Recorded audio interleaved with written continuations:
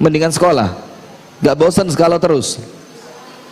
Bosan kan? Oh, di rumah bosan. Alhamdulillah ya. Liburannya 3 bulan. Dan di Arab Saudi sana, apabila ada liburan yang namanya utlah shaifiyah, liburan musim panas, karena terlalu panas sehingga untuk mereka keluar berangkat sekolah, keluar pulang sekolah itu kadang-kadang tidak kuat mereka, saking panasnya. Maka di sana itu ada yang namanya liburan apa? Musim panas. Maka ketika memanfaatkan waktu liburan musim panas itu, di sana banyak yang namanya daurah mukatsafah, sekolah intensif. Dan macam-macam. Ada sekolah intensif latihan dasar kepemimpinan, ya seperti di sini ya. Ada sekolah intensif mungkin melancarkan bahasa Inggris. Ada sekolah yang paling ramai di sana itu daurah li tahfidzil Quran, untuk hafalan Al-Quran. Waktu itu Syekh Muhammad At-Turaifi itu ngisi di salah satu daurah Al-Quran yang isinya anak SMP mulai kelas 1 sampai kelas 3. Jadi selama 3 bulan itu mereka digembleng, difokuskan untuk hafal Al-Quran. Dan selama 2 bulan ada yang hafal 5 juz, ada yang hafal 3 juz, ada yang hafal 10 juz, bahkan ada yang sampai hafal 20 juz. Ketika selesai Al-Ustadz atau Syekh Muhammad At-Turaifi mengisi pengajian, mengisi daurahnya tadi, ada satu anak SMP kelas 2 beliau ceritain, yang kemudian dikatakan anak ini anak salah seorang miliarder di Saudi Arabia, yang beliau tidak nyebut namanya. Kenapa? Karena kalau namanya disebut itu semua orang yang menyaksikan acara televisi pasti kenal, saking kayanya orang ini. Anak itu umur 2 tahun, kemudian dia ngomong sama bapaknya. Dia datang ke dia ngomong ke Syekh Muhammad At-Turaifi. Dia ngomong begini, ya Syekh, hadza raqmu jawal hatifi abi. Ini nomor HP-nya bapak saya. Tolong kamu telepon bapak saya, kamu telepon ayah saya, bilang saya kepingin pulang, saya tidak betah di sini. Anaknya paman saya, artinya misanan saya, sepupu saya, itu liburan musim panas, mereka ke Indonesia, mereka ke Malaysia, mereka ke Paris, mereka istirahat di sana, mereka bersenang-senang di sana. Aku sama bapakku dimasukkan di camp hafalan Al-Quran. Maka tolong telepon bapakku, aku minta pulang katanya. Maka Syekh Muhammad At-Turaifi mengatakan apa? Al-Uraifi, Muhammad Al-Uraifi, maaf, Muhammad Al-Uraifi, dia mengatakan begini, saya malu sama bapak kamu, saya ini datang ke tempat ini untuk nyemangatin kalian hafalan Al-Quran, saya datang ke tempat ini untuk memberikan motivasi kepada kalian untuk menghafalkan Al-Quran. Mana mungkin setelah saya memberikan motivasi kepada kalian, kemudian apa yang terjadi? Saya teleponkan bapakmu untuk kamu pulang. Tidak, saya tidak mau. Akhirnya anak kecil itu nangis dia. Kenapa? Kepikiran. Dia tidak betah di tempat itu. Ini waktunya liburan, yang seharusnya dia berlibur, ternyata dimasukkan ke apa? Camp hafalan Al-Quran. Dalam pikirannya dia, saudaranya dia semuanya nikmat. Kenapa? Main ke Indonesia, liburan ke Malaysia, liburan ke Thailand, liburan ke Paris, macam-macam. Orang kaya, anak sultan mah bebas ya. Anaknya siapa? Sultan, udah. Akhirnya anak kecil jadi nangis. Syekh Muhammad Al-Uraifi tidak mau telepon ke bapaknya. Akhirnya anak itu tetap di camp tadi sampai selesai 2 bulan. Subhanallah, apa kata Syekh Muhammad Al-Uraifi? 12 tahun setelah kejadian itu, 12 tahun, percis 12 tahun, saya masuk ke suatu kampung. Untuk di kampung itu saya mengisi ceramah katanya. Ketika menunggu adzan maghrib, jamaah sudah mulai penuh. Ketika selesai adzan, menjelang qomat, imamnya masjid tadi masuk. Dia pakai bist. Apa bist itu? Bukan bis kota, B-I-S-T, bist. Bist itu kalau orang Saudi, dalamnya gamis putih, luarnya baju apa? hitam tipis yang ada corak emas-emasnya, tahu ya, kayak masyayikh di Saudi, pakai itu dia. Kemudian dia salaman sama Syekh Muhammad Al-Uraifi, dia mu'anaqah, cipika-cipiki, selesai dia ngimamin sholat. Selesai sholat, Syekh Muhammad Al-Uraifi memberikan ceramah. Setelah semuanya selesai sholat isya, kemudian anak tadi memperkenalkan dirinya kepada Syekh Muhammad Al-Uraifi, mengatakan begini, Syekh, kamu ingat tak saya siapa? Kata Syekh Muhammad Al-Uraifi, saya tidak tahu siapa kamu. Dibilang apa? Saya anak kecil yang 12 tahun yang lalu nangis, minta kamu teleponkan bapaknya karena dia tidak betah di camp penghafal Al-Quran. Oh, itu kamu? Iya. Sekarang saya Syekh sudah hafal 30 juz Al-Quran, saya hafal Sahih Bukhari dan Sahih Muslim, dan saya masuk ke kuliah syariah, dan sekarang di sini saya menjadi ketua Qudhat. Qudhat itu mahkamah, ketua apa? Ketua mahkamah. Dan saya adalah anak yang paling dibanggakan oleh bapak saya. Terus Syekh Muhammad Al-Uraifi tanya sama dia, terus anaknya pamanmu yang 12 tahun lalu dia rekreasi ke Indonesia, dia berlibur ke Malaysia, dia berlibur ke Paris, sekarang mana? Nas tayyibin, katanya dia. Ya, jadi anak baik, tapi ya tidak bisa mengalahkan saya menonjolnya. Artinya apa? Ketika orang itu dekat dengan Al-Quran, dari cerita ini apa yang kita ambil? Allah tidak mungkin mensia-siakan hidupnya. Allah tidak mungkin menjadikan hidupnya ahlul Quran itu seperti orang yang lainnya. Allah tidak akan menjadikan hidupnya ahlul Quran itu seperti orang biasa. Pasti oleh Allah kehidupannya dijadikan kehidupan yang paling mulia di antara yang lainnya. Itulah ahlul Quran.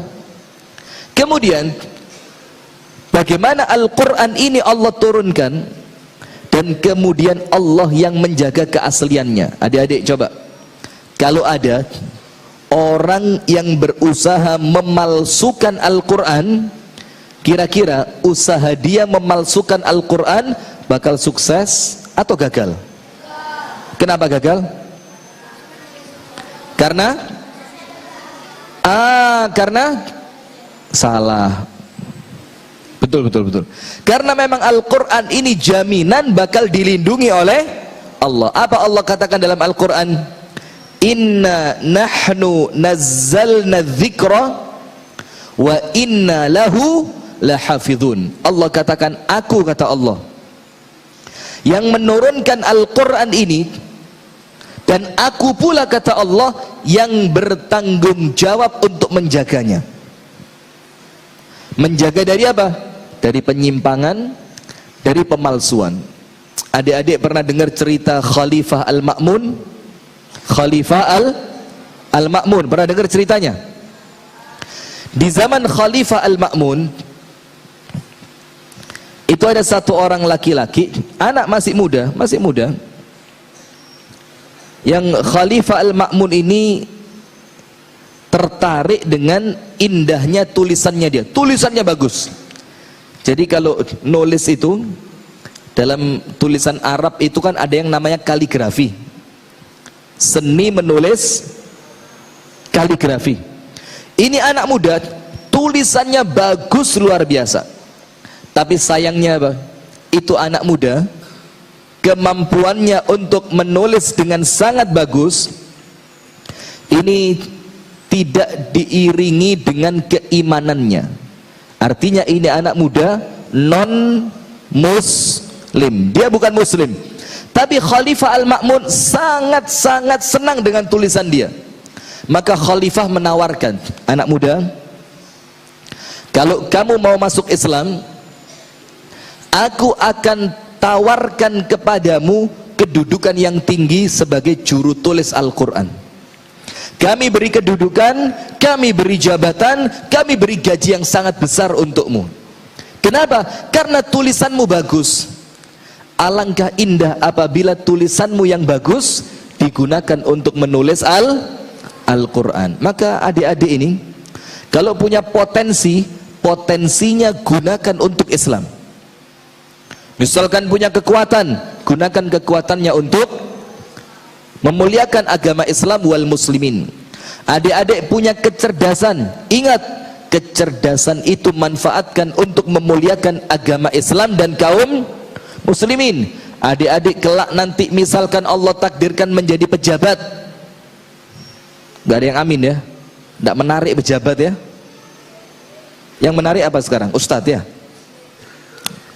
Misalkan nanti salah satu di antara adik-adik ini ada yang menjadi pejabat, maka gunakan itu untuk memuliakan agama Islam dan kaum muslimin. Karena apa? Sebaik-baik potensi yang kita punya, ketika potensi itu bermanfaat untuk agama Islam dan untuk kaum muslimin, maka Rasulullah sallallahu alaihi wasallam bersabda, "Innallaha idza ahabba 'abdan ista'malahu."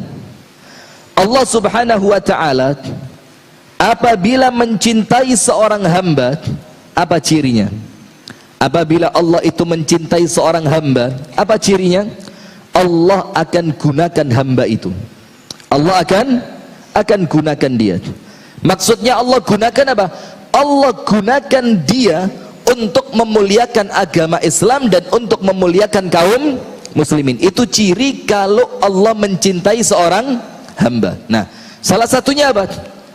Dalil bahwa Allah mencintai kita, potensi yang kita punya, kekuatan, kepandaian, jabatan, kecerdasan, semuanya itu ternyata Allah arahkan untuk bermanfaat bagi agama Islam dan untuk kaum muslimin. Kalau kaya, pinter, punya jabatan, punya kekuatan, punya wewenang, tapi tidak untuk Islam wal muslimin, itu ciri bahwa dia tidak dicintai oleh Allah. Nah, maka anak muda ini dia ngomong sama Khalifah Al-Ma'mun, "Maaf Khalifah, saya tidak tertarik masuk Islam." Bayangin, dikasih iming-iming jabatan, dikasih iming-iming harta yang sangat besar, tapi dia kekeh, dia tetap kuat pendirian, tidak mau masuk ke dalam agama Islam. Sudah dilupakan sama khalifah anak muda ini, dilupakan dia.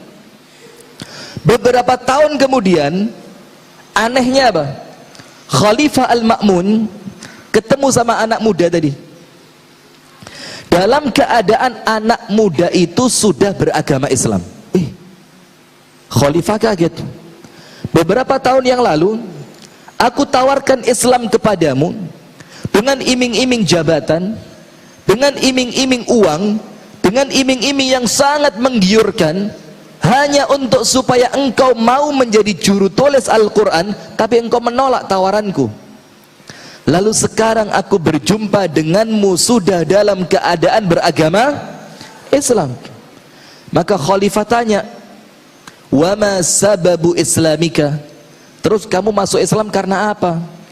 Iming-imingku yang besar tidak bisa bikin kamu masuk Islam, tapi sekarang tanpa iming-iming dariku kamu masuk Islam. Dengerin adik-adik, apa sebabnya? Lihat, kata dia begini, "Aku manfaatkan kemampuanku untuk menulis dengan indah. Yang pertama, aku tulis Taurat dengan sangat indah." Nulis kitab apa? Taurat. Kitabnya Nabi siapa? Nabi siapa? Nabi siapa? Musa. Ditulis kitab Taurat, tulisannya indah luar biasa. Tapi dikatakan sama anak muda ini, "Aku tambahkan dari kitab Taurat itu apa yang bukan darinya." Jadi dia tambahi Tauratnya. "Dan aku kurangi dari kitab Taurat itu apa yang termasuk isinya." Artinya ketika dia nulis itu, kitab Taurat tidak ditulis otentik. Ngerti adik-adik otentik? Otentik itu sebagaimana aslinya, ditambahin dan dikurangi. "Aku bawa kitab Taurat dengan tulisan indahku, aku serahkan kepada pembesar agama Yahudi. Ternyata setelah dia membacanya, dia terima itu kitab Taurat, dia beli dengan harga mahal tanpa dia tahu bahwa aku telah merubah isinya. Tak lama setelah itu, Aku gunakan kemahiranku untuk menulis dengan indah, untuk menuliskan kitab Injil. Kitab apa? Kitabnya Nabi siapa? Nabi Isa. Aku gunakan kemahiranku untuk menulis kitab Injil. Aku tulis kitab Injil. Dan sama seperti ketika aku menuliskan kitab Taurat, aku tambahkan dan aku kurangi. Ada sesuatu yang aku tambah padahal dia tidak termasuk dari Injil, dan aku kurangi apa yang termasuk dari Injil, tidak aku tuliskan di sana. Aku tulis dengan sangat indahnya. Lalu aku berikan kepada pembesar pendeta Nasrani, kepada pembesar pendeta agama apa? Nasrani. Ketika dia membacanya, dia tertarik dengan indahnya tulisanku. Dia tertarik dengan keindahan Injil yang itu hasil dari tulisanku. Dan setelah dia membaca semua, dia membeli Injil tulisan tanganku dengan harga yang sangat mahal. Dengerin, tanpa dia tahu bahwa Injilnya telah aku ubah, bahwa Injilnya telah aku ubah, ditambahin dan dikurangin. Tak lama setelah itu Taurat selesai, dibeli oleh pembesar agama Yahudi tanpa dia tahu bahwa kitabnya sudah dirubah. Injil selesai, dibeli oleh pembesar pendeta Nasrani dengan harga yang sangat mahal tanpa dia tahu bahwa Injilnya telah ditambahi dan dikurangi. Sekarang giliran kitab apa? Al-Quran. Dia ambil Al-Quran, ditulis Al-Quran dengan sangat indah sama pemuda tadi. Ini cerita kepada Khalifah Al-Ma'mun. Aku tulis dengan tulisan yang paling indah, mengalahkan tulisanku ketika menuliskan Taurat, dan mengalahkan keindahan ketika aku menuliskan Injil. Dan sama yang aku lakukan, aku tambahkan dan aku kurangkan. Ada sebagian ayat yang dia tambahi, dan ada beberapa ayat Al-Quran yang dia kurangi. Maka setelah selesai aku menuliskan Al-Quran dengan tambahan dariku, dengan sesuatu yang aku kurangi, aku serahkan Al-Quran itu, aku tawarkan kepada seorang alim dari agama Islam. Aku beri sama dia, silakan dibaca Al-Quran ini, Al-Quran dengan tulisan terindah yang pernah ada, dan silakan engkau miliki.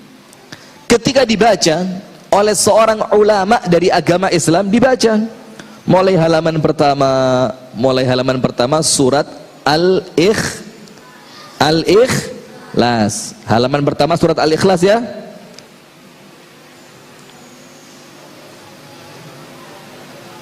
Al-Kafirun ya. Anas. Halaman pertama surat An-Nas ya. Masya Allah, terima kasih ya, jazakallah khairan. Akhwat yang di atas, halaman pertama surat apa? Al-Falaq. An-Nas. Al-Baqarah. Surat apa? La ilaha illallah Muhammadur Rasulullah. Belajar bahasa Inggris ini. Halaman pertama Al-Quran belum tahu? Al-Baqarah. Pak Kiai, Masya Allah, jazakallah khair, calon ustadz insya Allah, amin ya rabbal alamin. Halaman pertama masa An-Nas. Coba buka Al-Qurannya, kasih dia Quran itu, kasih dia.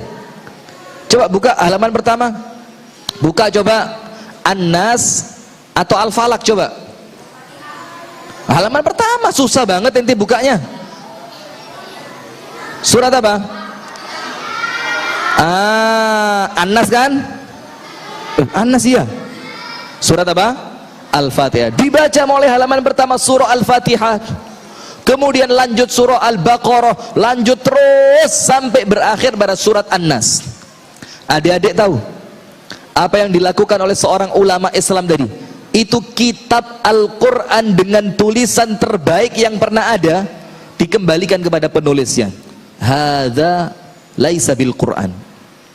Yang kamu tulis ini bukan Quran katanya. Kaget anak muda kafir tadi, kaget anak muda non Islam tadi. Pembesar Yahudi tidak ngerti kitabnya ditambahi dan dikurangi, pembesar Nasrani tidak tahu kitabnya ditambahi dan dikurangi, kenapa orang Islam yang bukan pembesar, sekedar dia ngerti Al-Quran, dia tahu bahwa kitabnya aku tambah dan aku kurangi? Lalu penulisnya kaget, dari mana kamu tahu kalau ini bukan Al-Quran? Kamu coba buka halaman pertama Al-Fatihah dan aku tutup dengan surat An-Nas. Sama. Apa kata seorang muslim tadi? Engkau tambahkan ayat yang bukan darinya dan engkau hilangkan beberapa ayat yang itu termasuk darinya. Maka anak muda yang non Islam tadi, non muslim tadi, langsung tergerak hatinya.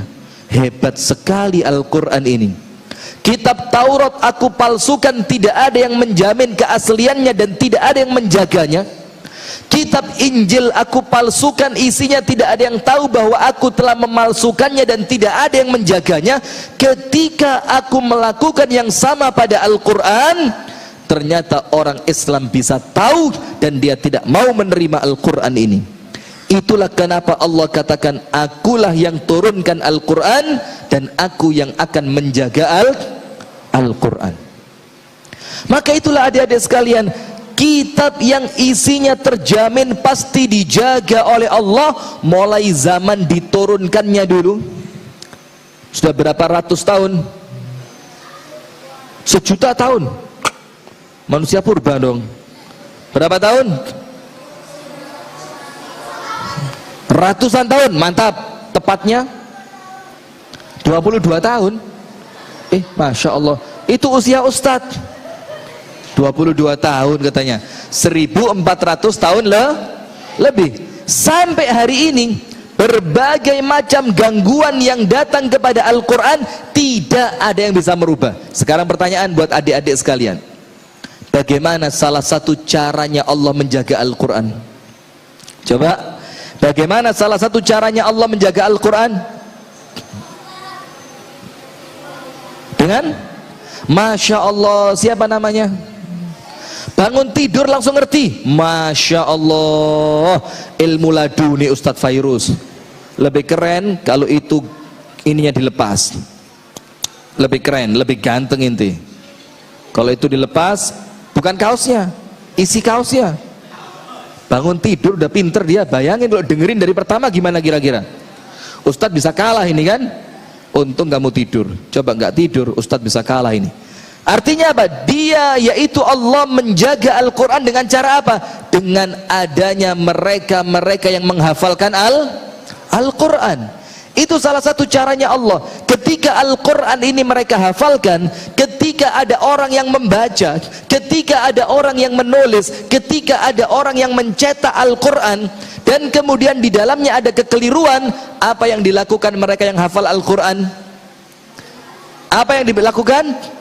Mereka akan mengembalikan pada keasliannya. Sekarang penutup, adik-adik sekalian, tolong difahami dengan baik. Kenapa Allah itu merasa penting untuk menjaga Al-Quran? Kenapa Allah merasa penting untuk menjaga Al-Quran? Karena Al-Quran kitab suci terakhir. Satu, Masya Allah. Terus, Fairuz, karena Al-Quran bukan diciptakan, kalamullah. Al-Quran adalah kalamullah. Terus, karena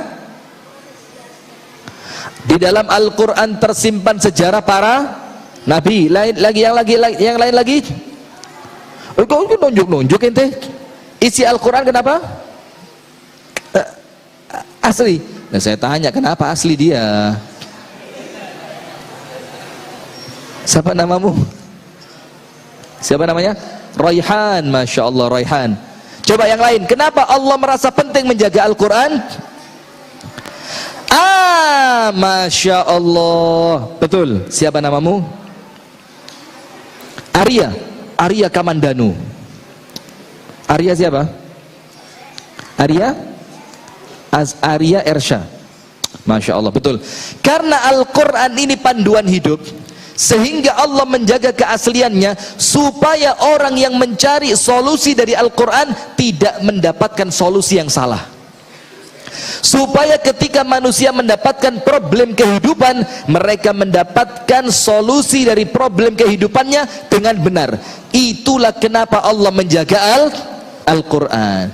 Dan para ulama mengatakan orang yang hidup bersama Al-Quran adalah orang yang hidupnya paling bahagia. Sekali lagi, orang yang hidup bersama Al-Quran adalah mereka yang hidupnya paling bahagia. Sekarang saya mau tanya, kenapa orang yang hidup dengan Al-Quran hidupnya bahagia? Kenapa? Kenapa? Sekarang begini, adik-adik dengarkan. Adik-adik beli PlayStation, punya PS, punya PS. PS berapa? PS 2, kuno. PS berapa? 3, kuno. PS 4, angkat tangan yang punya PS 4. Wih, keren. 1, 2. Main PS berapa jam sehari? Berapa jam? 3 jam. Cemen. Coba yang lebih dari 3 jam, angkat tangan. Lebih 3 jam, keren. Berapa jam? 5 jam, mantap. Coba yang lebih 5 jam. Yang lebih dari 5 jam. Coba mana? Berapa jam? 7 jam, keren. Berapa jam? 5, kalah sama 7. 8 jam, berapa jam? Berapa? 10 jam. Astagfirullahaladzim. Dengerin. Yang 3 jam, 4 jam, 5 jam, 7 jam. Berapa tadi? 5 jam. Buang-buang waktu. Mubazir. Angkat tangan lagi. Siapa yang main PS-nya 5 jam tadi? 5 jam. Yang 7 jam? Saya mau tanya sekarang, kalau di depan PS kuat 5 jam, kuat 7 jam, baca Quran kuat berapa lama? Kamu, Royhan, kuat berapa jam baca Quran? 10 menit, keren, mantap. Bayangin, main PS berapa tadi? 5 apa? 5 jam. Qurannya berapa? Mantap. Siapa namanya? Ilham main PS berapa jam tadi? 5 jam. Baca Al-Quran 2 menit. 2 jam. Serius? 2 jam? Ngapain itu? Ngapal. Bagus. Tadi yang bilang 10 jam tadi. Ayo kamu. Ngaku. Siapa namanya?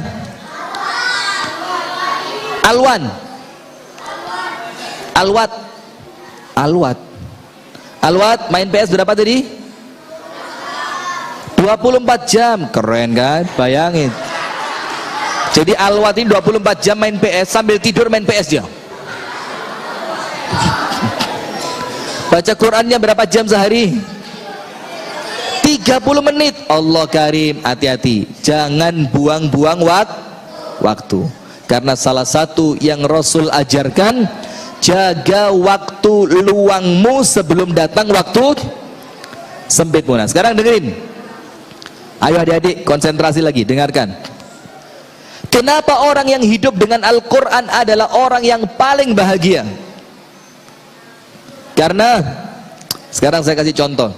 Jangan PS lah ya. Misalkan beli lemari es. Kalau tadi PS, sekarang apa? Lemari es. Siapa yang bisa bertahan di lemari es 5 jam? Gak muat. 3 detik udah gak kuat. Sudah, dengerin. Ketika beli lemari es baru dengan merek yang paling mahal, sudah di kulkas tadi diberi buku panduan atau tidak? Ada buku panduannya atau tidak? Cara membuka kulkasnya diajarin nggak? Cara nyolokin kabelnya diajarin nggak? Ketika itu kulkas sudah mulai waktu perawatan, ada ditunjukkan apa yang perlu dirawat apa tidak? Ada. Kemudian di dalam lemari esnya tadi itu misalkan ada tempat-tempat khusus, yang paling atas tempat es batu, yang tengah tempat daging, yang paling bawah tempat sayur, diajarin nggak? Sekarang Ustadz mau tanya, kalau dilakukan pada lemari es itu sesuai dengan buku panduannya, kira-kira lemari esnya awet atau cepat rusak? Kenapa awet? Kenapa awet? Karena terawat dan dirawat sesuai dengan buku panduan. Sekarang adik-adik semua yang ada di sini, hidup di dunia ada buku panduannya enggak? Apa? Al-Quran. Al-Quran atau PS? Raihan, Ilham, Alwan, mana lagi? Awan. Nama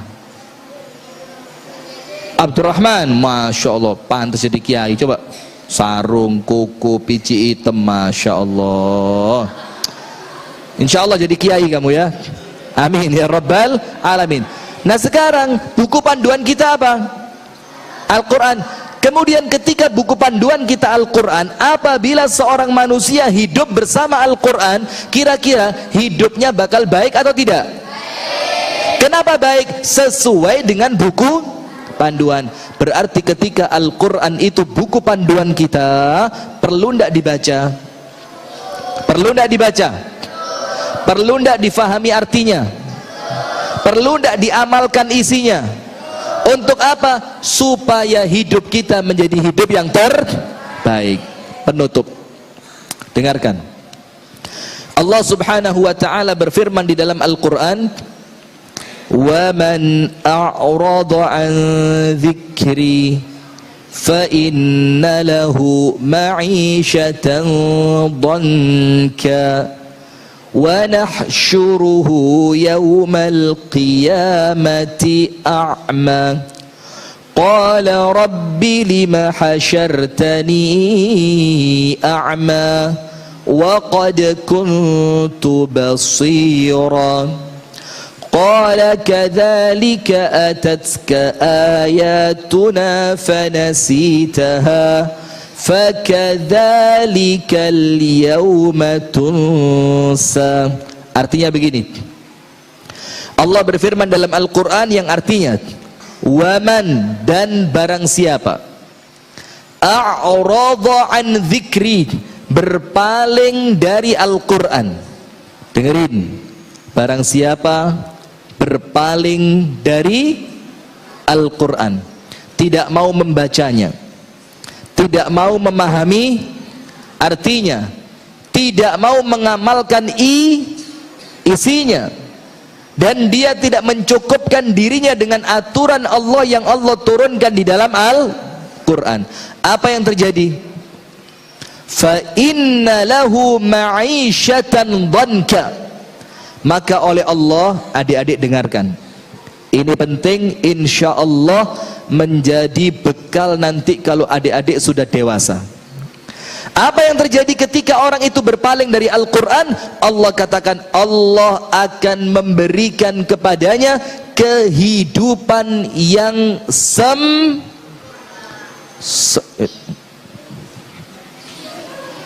barang siapa berpaling dari peringatan Al-Quran, maka Allah akan memberikan kepadanya kehidupan yang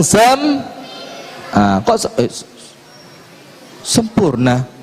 Dengerin, diulang ya. Barang siapa berpaling dari peringatan Al-Quran, berpaling, namanya berpaling, tidak mau mengamalkan tidak mau mengamalkan Al-Quran. Apa Allah katakan? Aku akan hidupkan dia di dalam kehidupan yang bilang sempurna lagi, ayo. Kehidupan yang sempit. Sempit dhanka. Kalau adik-adik ada yang belajar bahasa Inggris, ada yang belajar bahasa Arab, dalam bahasa Arab itu sempit dua. Sempit ada berapa? Dua. Yang pertama dhayyiq. Yang pertama apa? Dhayyiq. Dhayyiq itu sempit. Yang kedua dhanka. Yang kedua apa? Dhanka. Yang kedua apa? Tapi antara dhayyiq dan dhanka berbeda. Dhayyiq itu, dengerin adik-adik, orang yang dihimpit dari dua sisi. Dihimpit dari mana? Depan dan belakang, atau maksimal dihimpit dari 4 sisi, depan, belakang, kanan dan kiri. Itu namanya dhayyiq, hidup yang sempit. Tapi kalimat dhanka itu diartikan oleh para ulama tafsir kehidupan yang sempit, dia dihimpit dari 6 sisi. Dari berapa? 6 itu mana coba? Depan, belakang, kanan, kiri, atas, bawah. Dari depan, belakang ditekan, dari kanan, kiri ditekan, tulangnya mulai patah. Dan tidak cukup depan, belakang, kanan, kiri, ditambah lagi oleh Allah dihimpit dari bagian atas dan bawah. Jadi apa? Jadi bola bekel. Jadi apa? Tahu bola bekel? Jadi apa? Ayam geprek. Lapar ya? Lapar ya? Jadi dihimpit dari 6 sisi. Atas tidak bisa bergerak, bawah tidak bisa bergerak, kanan tidak bisa bergerak, kiri tidak ada jalan keluar, maju ke depan tidak bisa, mundur ke belakang juga tidak. Artinya apa? Allah tidak ridho kepada orang-orang yang tidak mau menggunakan Al-Quran sebagai panduan hidupnya. Maka Allah katakan, barang siapa berpaling dari peringatan Al-Quran, Allah akan berikan kepadanya kehidupan yang dan bukan cuma itu, nanti di hari kiamat Allah akan membangkitkan mereka dalam keadaan matanya buta. Lalu orang itu protes sama Allah, ya Rabbi, ya Allah, Rabbi lima hasyartani a'ma wa qad kuntu basira. Ya Allah, kenapa engkau bangkitkan aku dalam keadaan mataku buta ya Allah, padahal dahulu ya Allah aku adalah orang yang bisa melihat. Apa jawaban Allah? Hati-hati adik-adik ya, hati-hati. Di kampung Inggris berapa hari? Seminggu. Seminggunya kok gini? Jakarta banget ente. Oh 2 hari? Enggak, sampai berapa hari? Oh the jack ya. Berapa? 5? 7 hari ya, 7 hari. Dengerin. Ya Allah, mengapa engkau bangkitkan aku buta, padahal zaman di dunia aku bisa melihat? Apa jawaban Allah? Itulah balasan untukmu. Karena di dalam kehidupan duniamu Allah berikan Al-Quran, Allah tunjukkan petunjuk di dalam Al-Quran, Allah beri solusi kehidupan di dalam Al-Quran, Allah berikan panduan kepadamu berupa Al-Quran. Tapi engkau melupakan Al-Quran itu, engkau berpaling dari Al-Quran itu. Akhirnya apa yang terjadi? Hari ini kata Allah, pada hari kiamat ini, engkau yang dahulu melupakan Al-Quran, sekarang oleh Allah dibalas dengan dilupakan. Karena dahulu melupakan Al-Quran, sekarang dia oleh Allah dilupakan. Coba kalau dilupakan sama Allah, mau hidup dilupakan sama Allah, hidupnya tidak teratur. Mau cari pekerjaan, karena dilupakan oleh Allah tidak mendapatkan pekerjaan yang baik. Kalau dia sakit, karena dilupakan oleh Allah tidak disembuhkan. Apalagi nanti di hari kiamat. Maka adik-adik sekalian, dan kepada seluruh pemirsa Madani TV dimanapun berada, jadi itulah pentingnya kita belajar dan mengamalkan Al-Quran di dalam kehidupan sehari-hari.